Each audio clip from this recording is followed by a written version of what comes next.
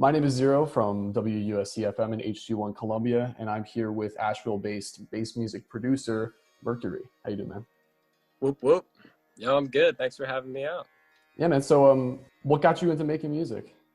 Oh, man, I feel like as kids, most people just naturally resonate with musical frequencies, without even knowing it. I guess the first time that I made music was just banging on pots and pans, I think. It's a pretty classic experience, right? But just there's something about the repetitive exploration of sounds. Like as a kid, you just kind of have that like, oh, what's that sound? And you go and tap on it or whatever, it makes a noise. And then you figure out all the other noises that you can make with that thing. And that sort of mindset has just always stuck with me, like with a piano, like exploring, oh, that's a cool sound. When I got into guitar, sometimes I would just lay in bed for hours, just strumming like the same note, but trying to figure out all the different ways that maybe it would resonate. And I don't know, just been with DJing in college, DJed house parties for like 5 years in college at App State. That was really fun too, because like you pick up on other people's tastes and you get to draw them. I started drawing inspiration from a lot of other places as opposed to just me being in my room, like working on these acoustic, sounds, having some other, I don't know, like synths and electronic sounds kind of broke those barriers or those boundaries for me. So I just dove into those a lot. And from then on, it's just been me pressing buttons in the studio, being like, oh, that sounds cool, I'm gonna put this in, or find some way to incorporate that. And if you do that for long enough, you will just become a music producer. I think that's the rule. Yeah, true. And you're part of a very large scene in bass music too in Asheville, and you're part of the Undergrowth Collective. What's it like being part of that community up there? Oh man, I can't even express how in words really how much the Undergrowth has impacted my life. Man, I mean, if you live every day, like the Undergrowth has been around for 5 years, and I was one of the people who launched it, one of the co-founders. But it's come so far, and it's evolved beyond that, the idea of where it started. But that's always been the concept, and I'll break that down a little bit. But essentially, the concept is for some people who might not know what the Undergrowth is. We had this experience where there was myself and then a couple other artists from other fields. One was a vinyl, old school vinyl, jungle head, and then drum and bass head. And then there was a visionary artist / hip hop aficionado. So all three of us kind of came together from these different artistic backgrounds. But we realized that if we put our skills together under one name, under one brand, and that we could operate, on a higher level. So we could do more things together than we could separate. Obviously, it sounds simple when you spell it out like that, but it was revolutionary to us that like, hey, I don't have to just be trying to break into the scene in Asheville by myself. And we can actually build a bridge to help other people who might be moving here, or they're trying to find a way to fit their passion into the community and find a role for them to play. So that's been the whole concept. And since then, we've met and worked with dozens of artists. We've had various series, and I don't know if that's the right word to say or how to pronounce it. Series, lots of series where you have, yeah, I know, right? Like, what is that? Yeah, I don't know. But the plural of series of various kinds of experiences, various kinds of shows, and now we've brought on some other promoters to help. It used to be just me throwing all the shows, doing the VJ myself, like orchestrating the lineup, getting all the artists paid, all that stuff like that, providing home stay for everybody. But now we have a whole team to help promote and put together. It has really helped me to kind of pursue the Murkury thing more so. Just that idea of getting together with the people around you who also have a passion for the arts, and just saying, hey, like, let's put our energy together and see what we can come up with. I think that is a really good template for success in the underground scene, because people want to see crews rolling together. It's like, oh, they're together, they're like this thing and it's cool. Oh, we want to rep their stuff, we want to be like them, like Spicy Boys, Easy Baked and the Lost Dogs, you know, even the big boys at Deep Dark and Dangerous. Like, that sort of branding brings people together and allows you to put on other artists and say, hey, now this person is, you know, represented by the undergrowth, so you should know about them. And that kind of has some sort of weight behind it. That was the idea, and now it's actually happening, but it's through the power of our art. So I don't think that, you know, we're necessarily pushing all this hype or whatever. What we're doing is pushing our people's music and pushing our people's career, and that's what's gotten us to this point where, I mean, if it, you know, wasn't for you know, everything in 2020, we would have been, you know, still doing, you know, festival showcases and going around. I think that anyone can do that. I really don't think it's too revolutionary or groundbreaking, but, you know, it's also important to give back to your community when you do have when you are in that sort of position. So if people out there that are listening, or that they want to get into something like this, obviously, like, you know, if you feel you have some sort of drive to be a part of the undergrowth, by all means reach out, but don't be afraid to go start something else. You know, just because we're out here doesn't mean we don't have to be the only collective in the Southeast. Obviously we're not. Like, Wavecraft is out here killing it, and there's some other ones too, but yeah, it's been really wild to you know, I wouldn't have the friends that I do now without the undergrowth. I wouldn't have the awesome agent Anon that I do if it wasn't for that. I definitely wouldn't have all the production skills that have crossed over from working in studios with other undergrowth artists and picking up things here and there from other people. So it's been, you know, other than psychedelic experiences that I've had in my life that have, you know, launched me and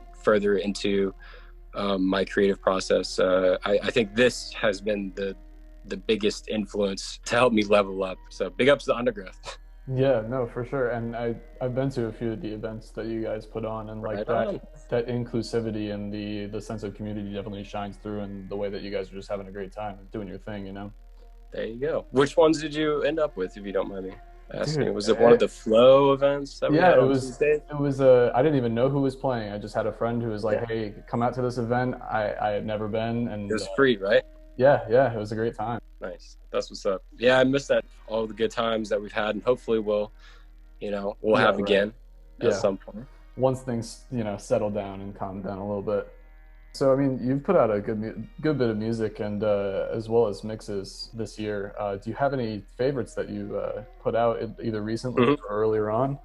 I guess I would have to say the meditation mixtape that I put out. I guess it must have been like 6 months ago or something like that. It's been a while, but still this year. It was kind of in the heat of when everything was kind of getting intense for me, and also there wasn't as much data out there about COVID, and everyone was just like all anxious about it, like, oh, what's gonna happen? And so I feel like it was a good time that came to manifestation at that particular time, because all those tracks have been swirling around in my head and in my hard drive for the past 3 or 4 years. But it's this kind of like new idea that I've had. I don't know if it's new to me. I don't know if other people have done this. I haven't really heard much of it, but essentially it's ambient music, but with very long drone bass sub layers. So it's like ambient. I don't know what to call it, but yeah, there's going to be a subgenre soon. There's something that happens when you put, I guess you could call it spiritual music. I don't really know what to describe. Meditation music or mantras, really nice flutes. I mean, there's various things that I come across where I'm like, okay, this element will work really well with this one. And that's how I layer them all together with the knowledge that there's going to be bass in there, but no drums, nothing like that. Just kind of going in and out of these bass tunnels where the vocals or the mantras or the flutes might guide you, but the bass is going to, you kind of have to submit to it. It's so loud that you just have to let go, and you have to just, that's just going to take you away. And I've had very, very intense healing sessions with that mix, and I felt like I had to share it because of that. I'm not going to release those tunes ever, probably, because there are edits, you know. Okay, I essentially, like, they're not full originals to the point where I could claim royalties on them or stuff, but I still felt like sharing them. And yeah, I want to do more stuff like that, and I encourage if there's somebody out there that's like, oh, that's, you know, interesting, I've never thought of doing that, try it. Put a sine wave for 10 minutes at a very low frequency, and then put some ambient textures over top and some sort of thing, and see how that makes you feel. It's intense. I'm not gonna lie. It's definitely a feeling driven thing. Like I was talking about this with a few friends of mine, because we were trying to create a playlist that kind of replicated that sort of feeling. And the best thing we could come up with in terms of like a description is like that feeling of being suspended in sound, like kind of like just being enveloped by it, you know? Absolutely. There's this mix that I love. I forget who did it, but the title of the mix is Self-Contained Movements Through Space. And I think that's a great description for what music is. It's self-contained in that period of time which it happens, but it's like you're creating this other realm within realm, sort of. I don't know, it's very esoteric, very profound what happens during the length of that song. It can convey a feeling, and then after the song is over, the feeling can still remain, you know, like, yeah, it has such a deep impact, and it definitely lingers. Yeah. Well, and I mean, you put that mix out as a way of, you know, like easing the mind during the pandemic. How has your life been during the pandemic? What have you been doing? And what is your, you know, current state of the music scene wise? What is your opinion on how things are going? I mean, you know, my life has pretty much, it hasn't changed too much aside from not traveling, which obviously I miss. And I miss, you know, making a living from performing. Because that's where I feel most happy and most comfortable, and so that part of it is sad that you know, I haven't been able to really connect in that way with the crowd. I miss that, but because it was just a part of my life, like every week for so long, whether I'm just doing it for a homie's house or, you know, on some stage. But aside from that, you know, it hasn't changed much. Like I like masks. Like I wear them during my performance. I don't mind wearing a mask. Yeah. And go into a grocery store and be anonymous, where no one calls me knockoff Pete Davidson. I mean, that's a great world to live in. I mean, for me. To get that often, dude. Like, I used to. People would like do double takes and like they would either say, "You know who you look like?" And I'd be like, "Probably." Like, you gotta say Pete Davidson. Try me. Yeah. Or the guy from Mr. Robot. It's all these people who have like circles under their eyes, and like you've just been looking at a screen for like years. I'm like, yeah, okay, all right. You're sounds about right. Yeah, it's a bit of a sleigh, but all right. I'll take it. But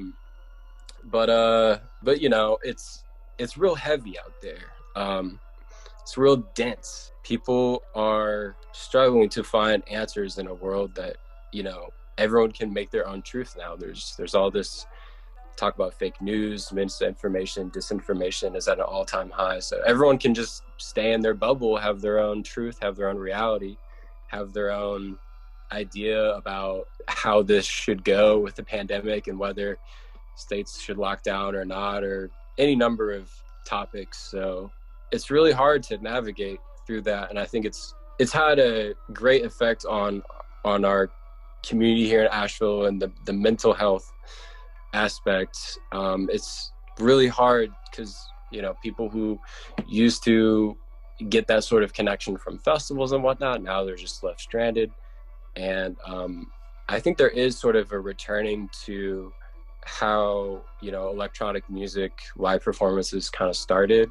I know I'm sure we've all thought about it before, but, you know, even in the last month, I've done a few, not this month, but like in October, I did a few things where I actually did go out in the world and play somewhere on a stack in the woods, like just a stack of speakers, like, you know, in a field where people could just spread out and, you know, wear masks and whatnot.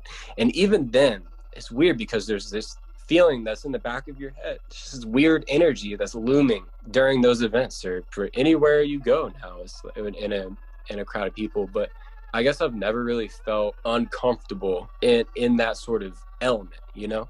It sucks because everyone should that's the time where you want to feel comfortable. You're doing your thing, you know, the vibes are right and everything's cool, everything's chilling. But now there's this, even though that might be the case, there's still this thing in the back of your head that's saying this is a global pandemic. I might get COVID, someone here might have it. What if I have this interaction, am I gonna get, you know? It's just like that weird feeling. I guess it's talked about a little bit, but at those events, not really talked about, obviously. Right, yeah. Nobody wants to think about it. Yeah, but it's been weird, man. It's been weird. But, you know, I haven't really, I know a few people who've gotten it. I don't really know anyone personally who's died from it.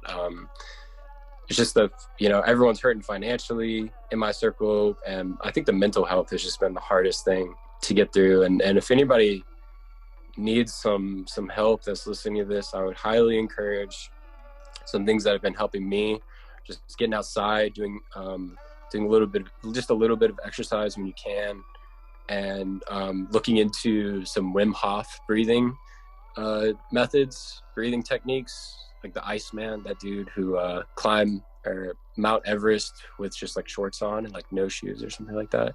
Crazy dude. But he can do these superhuman feats because, you know, of his breathing techniques, and they've helped me when I'm feeling out of alignment, where I'm feeling maybe a little anxious or worried that my immune system is compromised or something like that. Do a little bit of Wim Hof and see how you feel. You know, that's what I would recommend. And making sure that you're eating right and a little bit of everything. Yeah, a little bit, whatever. I mean, you know, despite everything that's happening, you've been keeping pretty busy throwing shows at underground venues, as well as doing live streams. You just did Wormhole this past week. How do you feel about these types of events? Yeah, it's been really interesting to see live events evolve this year. Obviously, you know, they've been a part of the scene, but now they're kind of at the forefront. And so I also know that you wanted to mention maybe that Chris Dyer VR stream too. I had seen the event, and I wanted to ask you, like, was it an event that was, because I didn't get to tune in, was it an event that was like based around the VR experience itself, or was it a VR experience itself like built around the music and like the lineup that was supposed to be happening? It was definitely built around the experience, around his art, Chris Dyer. Okay. And I think it was all integrated very well, though, the music with the art and how they organized it was definitely the best like VR one that I've been a part of so far. But I just think that whole medium is really, really interesting. It's going to be wild to see how much that virtual realm evolves in the next, I don't know, year or so. Yeah, it'll be interesting to see where it goes, because I mean, as the technology gets better and better, we'll be able to get more and more immersed in those realms, and it'll be obviously more accessible. Like, I didn't have any way to experience that Chris Dyer VR world thing. I didn't have a way. I don't have like an Oculus or something like that. But it was really cool to see people's avatars. I was watching it from the Twitch stream of my buddy John Coyne, who also, he was the one who got me involved with that one. He booked me for that. But you could see people's avatars, and there would be like a stick of butter dancing next to like a giant, weird, just the most random stuff. But my favorite was just like this classic alien dude that was just like standing there like a gray alien, and it just got me wondering, like, yo, is that like really an alien? Because like how would we know if it was? Because it's just somebody's avatar. It's really cool. The whole anonymous aspect of it with virtual reality, I think I really like that. It's like the same feeling that you get when you go to a festival, like the main stage, and you see everyone who's dressed up, and people might be wearing like green suits, and just like, I don't know if you're at like EDC or Ultra, you see like a lot of like dead mouse helmets and all this, you know, that one face shield that's like a reflector shield. You ever seen that one before? Yeah, I have. I don't know what where it's like a mirror and you're just like looking at yourself and this person, you're like, what's up, bro? That feeling, I love that. So it's really nice to get that again, sort of in this virtual sense of with how everyone's anonymous and you can make friends and interact with people in that realm. It'll be real weird though if you were in like a bodysuit with like the virtual goggles on, everything like that, on like a heroic dose of magic mushrooms or something like that. I don't know if I would want to go that deep into it. Yeah, right. That's a bit too much for me, but I don't know. Somebody out there is probably like really stoked on that. Oh yeah, 100%. It's, I feel like everything's already been tried and done at this point.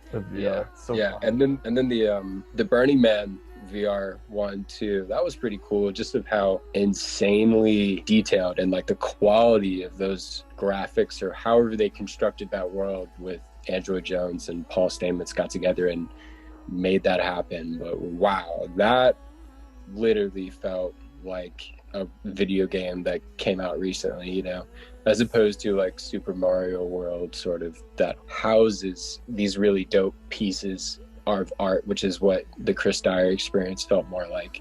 But you were walking around in more of like a Super Mario sort of like clearly virtual reality world, where the Android Jones one was just insane. More realistic. Yeah. It's so cool. I didn't even get a chance to check that out, but now I'm gonna have to. Mm-hmm. I ended up missing my own set for that. Like that, I did a pre-recording. It happened. Yeah. I just wasn't there for it because I didn't know what time they were gonna air it, and I just submitted a mix. I didn't even know if I was gonna be like on the lineup or anything. And then I woke up one morning and somebody was like, "Oh, bro, like your set was really killer." I was like, "Oh, that happened." Dang, I wish I could have been there for it. It's so funny. Oh my God. That can't happen at a real festival. Oh no, not at all. I guess that's something. Unless you're David Guetta. Yeah. I guess it's something that's good about these live streams and stuff. You can get away with that. Yeah, I'm not gonna lie. I love to prepare for live performances. So to just do all of the prepping and then none of the travel, none of the, you know, dealing with, you know, all the logistics and things that come along with actually playing a show. Yeah, right. It's nice to just not have to do anything and just watch it happen from my couch and be like, hey, these visuals are sick. That's good. That's probably nice for like a self-critique standpoint too.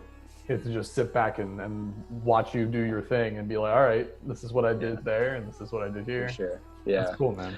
Except it's a different kind of self-critique, because when I'm playing on, you know, a bigger sound system, I'm still critiquing, but it's the sound quality. I'm like, ugh, that didn't translate well onto the functions. I need to go back in the mix down and change all of these super minute things that only I can hear, blah, blah, blah, blah. But I don't know. All of that is, it's all helpful. It's all that voice in the back of your head that's like, oh, I don't know how I feel about that, blah, blah, blah, blah, blah. Yeah. I like that voice. I think I've worked out an okay relationship with it now, where it'll, you know, the stress that comes along with it will kill me slowly, but maybe not, you know. Yeah, as long as you receive it positively, you know. Yeah, exactly. Like, it doesn't stay there for long before I've worked it out into, okay, actionable change, as opposed to just that feeling. It used to be where I just have that feeling and I didn't know how to I didn't know what steps to take to make it okay to me. And now, through the help of, you know, Undergrowth homies, particularly Andy Bunn's Pathway, I don't know if you're familiar with Pathway's music, and also my roommate Cut Rugs up here in the Ville, and a lot of other people too have just helped me get my mix down and proper and help me actually learn more techniques about how to take that sort of anxiety and put it to work. You know, take that energy. It's good to build up that tension. Put it into your work. Channel it somehow. Word, man. And I mean, we're coming to the end here, and we are obviously on the back end of 2020 as well. Do you have any big plans for either the end of the year or the beginning of 2021? Oh, man. You know, today I was thinking, I was like, man, I really got to put it out there somehow to do something on New Year's. Because, okay, so the last couple of years I've been doing this really insane thing where like 2 years ago I did a 5-hour New Year's Eve set, and then last year I did a 6-hour set.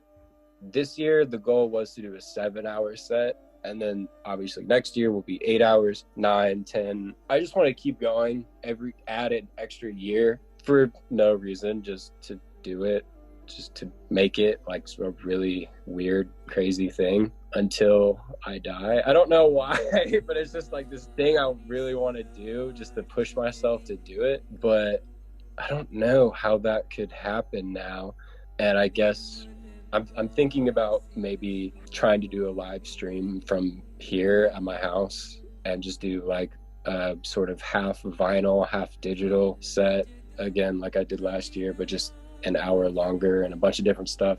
But so something like that might happen. But then with next year, definitely have some releases coming up that I'm actually stoked for. Usually it's like, okay, got the thing done, want to finish it, get it out of my studio, and I'll never see it again. Woo! But now I'm like getting to the point where I'm like, okay, I could, I'm not getting tired of it yet, because you listen to it 1,000 times, 2,000 times, it just kind of gets old. But now some of the new projects I still vibe with, so I'm happy I can actually stand behind these, and I feel like by the time they come out, it'll be good. I think that people should consider playing the long game more. Like get comfortable working on projects that won't come to light until a couple of years. If you get a bunch of those stacked up, then they'll just be happening. Your investments will pay off. But I don't know. There's nothing against quick release strategy as well. I just think diversity is good. Have some projects that you're just gonna make and put out, and have some projects that you really want to take your time with and work on when you're in the right headspace for, or whatever. But this particular project that I mentioned before is just gonna be my first record, like vinyl pressing, so I'm pretty stoked on that. It's gonna be with this label out in Portland called Sacred Sessions, and it'll either be like 300 or 500 or something like that. I'm not sure how many they're gonna press, but it's just 4 tunes, all 140 BPM, different kinds of dubstep. 2 on each side. So I'm really happy about that. I've already submitted the pre-masters, everything like that. So all the work on my end has been finished. So people can look forward to that. I'm going to get Pathway to do the artwork for that. So that'll be really beautiful. But yeah, other than that, I do have some, goals and aspirations to release on various labels, but people can expect me to keep pushing undergrowth music and keep making dumb bootlegs and keep making mixes. I'm about to reach 30 mixes on SoundCloud by the end of the year. It would be more, but SoundCloud removed some a while ago with like a bunch of other bootlegs and stuff. Yeah, they took down like 6 or 7 of my tracks all at once. So yay! Either way. I guess, but I guess on the topic though, I know we're doing an outro, but I'm curious. What's your opinion on Audius? I think it's cool. I think it'll be interesting to see how it is in 6 months when some of the heat for their position on, say, copyright is more, as time goes on, that will, I feel like, complicate things for them, and we'll just see how that goes. But I love the idea of alternatives to SoundCloud, and I love SoundCloud. I don't mind that they really took those down that much, because I get it. It wasn't necessarily my music, but the whole remix culture, the whole DJ set culture, I thought they were down with it more than, you know, they are. There's just a lot of pressure on them from these big labels, from these, you know, giant industry gatekeepers, and it's just really hard for them to say to stick up for like SoundCloud artists when the influence is there from entities that have way more influence and power than we do. So, but I think Audius is cool because it puts everyone on that same level in a way, where it's all blockchain, baby. So that's cool. We'll see what happens. I just made one. I haven't really put the time into it yet to build it with my catalog, but I've seen people have great success with it so far. And hey, if Deadmau5 is down with it, I'm down with it. At the end of the day, I'm about it. That he knows what's up. And with technology, yeah. Oh yeah, absolutely. That dude knows what's up. Yeah, I guess if people want to hear more, learn more about the Undergrowth, and just go online and type the Undergrowth, will be the first one that come up. Check out our music on SoundCloud. And then my SoundCloud is just at DJ Murkury. But nah, I mean, I appreciate you having me on to have this conversation. It's been real fun.